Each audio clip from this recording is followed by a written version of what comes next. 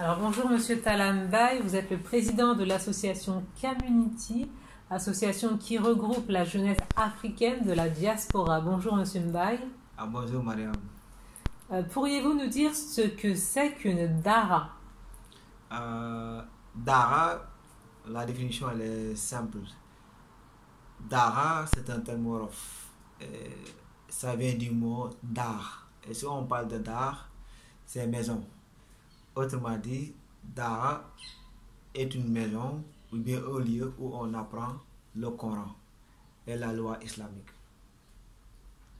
Très bien, donc si j'ai bien compris, donc dans un Dara, il y a des enfants. Oui, il y a des enfants parce que si on parle de Dara, c'est un lieu qui accueille des enfants. Et les enfants sont là pour apprendre le Coran, pour apprendre la foi islamique, pour apprendre la charia.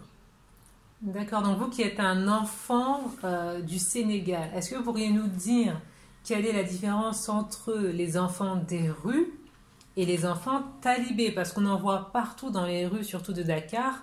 Et pourriez-vous nous dire s'ils ont une histoire commune? Bon, souvent, si on parle de talibé, il y a des gens qui font toujours une confusion, c'est-à-dire qui confondent les deux mots. Donc pour moi, il faut nuancer. Si on parle de talibé, le mot talibé a une histoire. Talibé, si on fait appel à la tariqa mouride, talibé, c'est celui qui croit aux enseignements du guide religieux des mourides. Mais on peut donner une autre définition au mot talibé. Talibé, c'est le musulman qui croit en Dieu. Mais aujourd'hui, au Sénégal, les gens ont tendance à appeler les enfants de la rue talibés. Or que pour moi, il faut différencier ces deux termes.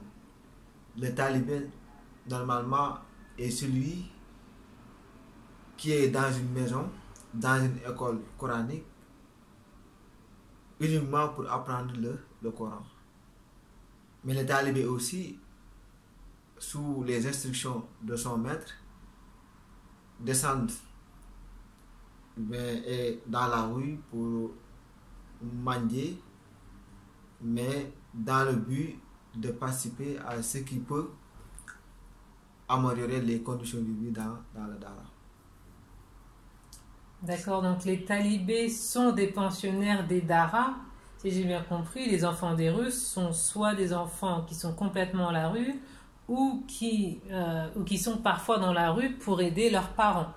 Oui, si on parle de enfants de la rue, il y a deux mots. Il y a l'enfant de la rue et l'enfant dans la rue. Donc l'enfant de la rue, c'est l'enfant qui vit naturellement dans la rue. C'est-à-dire que cet enfant, il fait ses besoins dans la rue, il mange dans la rue, il dort dans la rue. Et or, l'enfant dans la rue, c'est l'enfant au petit matin, il quitte la maison familiale pour être dans la rue, soit pour manger, soit pour trouver un petit boulot, soit pour faire du commerce. Et cet enfant, son objectif, c'est parfois d'aider sa famille, qui est diminuée, quoi. Et souvent, les gens confondent les talibés, ou bien considèrent les talibés comme des enfants de la rue. Et pour moi, si on revient à la définition du mot talibé, le talibé, c'est celui qui est dans une maison, dans une école coranique, pour apprendre le Coran, pour apprendre la loi islamique. Et parfois aussi, il peut être dans la rue pour manger. Mais à la fin de la journée, il doit retourner dans la maison pour dormir, pour passer la nuit là-bas. Mais parfois, il y a des talibés qui ont subi ou bien qui ont été torturés dans ces daras-là. Pour avoir peur d'y retourner, ces enfants préfèrent rester dans la rue. En ce moment, ces enfants deviennent des enfants de la rue. Donc là, on peut parler d'un talibé comme enfant de la rue. Donc, mais on ne peut plus, dans ce contexte, considérer cet enfant comme un talibé, mais un enfant de la rue. D'accord, donc ça peut être parfois un ancien talibé qui devient par maltraitance ou autre chose Ex- enfant de la rue. Exactement. Donc c'est un ancien talibé qui devient un enfant de la rue. Parce que souvent la rue, les- la rue aussi, ça transforme, ça peut transformer la personne. Soit un talibé qui rencontre une autre personne dans la rue, cette personne-là peut le transformer, quoi. Peut l'inviter à devenir un délinquant, peut l'inviter à devenir un bandit. Ce qui fait que parfois, certains talibés quittent le statut, certains enfants quittent le statut de talibé pour devenir des bandits ou pour vivre dans la délinquance. Est-ce que c'est pour ça donc que maintenant on entend souvent le terme de modernisation des daras? Bon, on peut, ça peut être un facteur. Ça peut être un facteur concernant la modernisation des daras. Si on parle de la modernisation des daras, c'est concernant les daras qui se trouvent dans les villes. Aujourd'hui, au Sénégal, il y a beaucoup de daras à Dakar. Il y a beaucoup de daras à Thiès. Donc ces daras ne sont pas dans de très bonnes conditions, ne sont pas bien bâtis. Donc les enfants qui viennent pour apprendre le Coran ne sont pas dans de très bonnes conditions. Et parfois ces daras prennent feu et si ces écoles prennent feu, ça dit que ça peut occasionner la mort de beaucoup d'enfants. On peut donner l'exemple d'un dara qui avait pris feu à Médina et le blanc a été lourd parce qu'on a perdu 2 enfants. On peut donner aussi l'exemple des enfants qui ont été gagnés par le paludisme.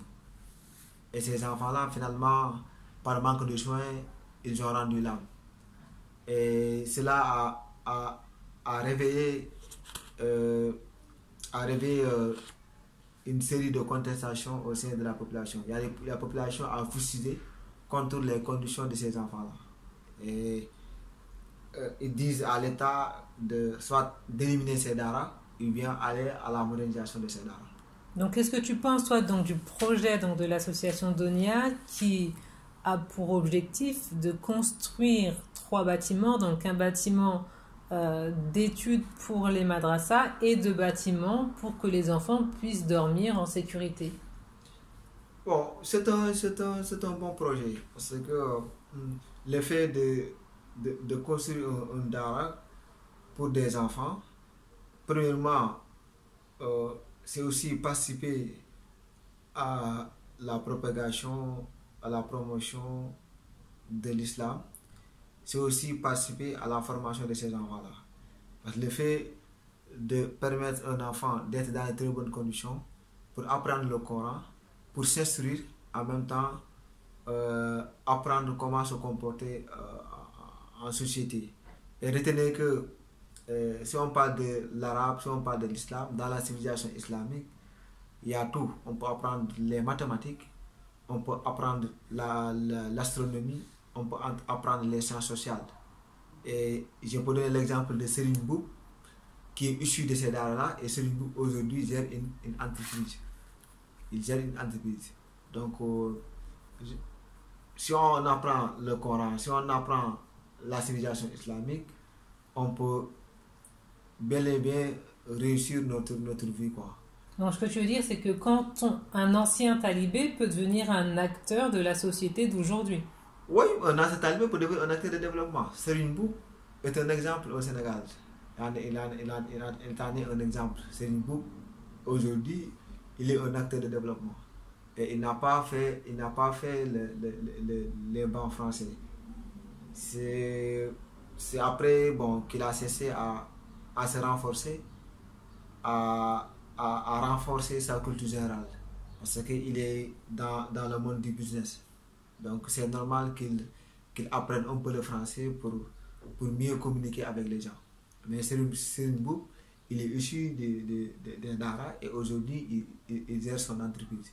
Juste pour vous dire que toutes les civilisations, tous les enseignements sont bons. L'essentiel, c'est que ces écoles soient bien structurées. Et ce que vous voulez faire, pour moi, c'est quelque chose qui est original. Et ça demande l'appui de toute bonne volonté. De toute bonne volonté. Donc, vous avez besoin de l'aide de toute personne ayant la conscience d'aider ces enfants-là. Ayant aussi le cœur de participer à ce qui peut améliorer la condition de ces enfants-là. Ou bien la condition dans ces daras. Alors, merci beaucoup, Monsieur Mbaye, pour cet entretien. Donc, auriez-vous un message à adresser aux enfants de l'Afrique qui aimeraient s'impliquer davantage dans son développement? Donc, on parle là de la diaspora. Oui, comme j'ai l'habitude de le dire, je suis jeune, je m'engage. Donc, pour moi, le jeune ne doit pas être passif, il doit être actif. Et comme j'ai l'habitude de le dire, la jeunesse africaine de la diaspora a son rôle à jouer dans le développement de l'Afrique. Donc nous, en tant que jeunesse de la diaspora, nous avons notre rôle à jouer. Et il faut que aussi nous jouions ce rôle. Et comment jouer ce rôle? C'est descendre sur le terrain et mener des actions concrètes. Donc si on reste ici, en France, en Italie ou en Espagne, et dire que à distance, je veux participer, ça va être compliqué. Donc c'est bien, on est en train d'envoyer de l'argent par-ci par-là pour améliorer les conditions de vie dans nos différents pays. Mais ce qui pourrait changer la situation, c'est de retourner dans nos pays et y investir. Je pense que cela aussi pourrait changer la situation de l'Afrique. Merci beaucoup.